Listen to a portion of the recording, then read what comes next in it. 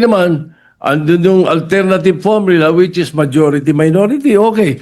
Pero we were expecting, the simple respect to the members of the minority na kinakausap naman kami. Hindi kami saling-pusa dito.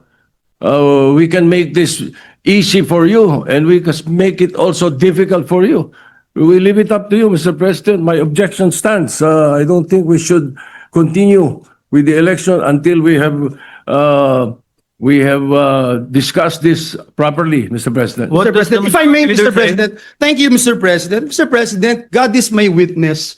And we have been talking to the members of the minority. The minority leader even mentioned that we were talking to him, Mr. President, and the members of the minority. Senator Mig Zubiri, Senator Lauren Legarda is also aware of this for quite some time before the lull, Mr. President, during the order of business.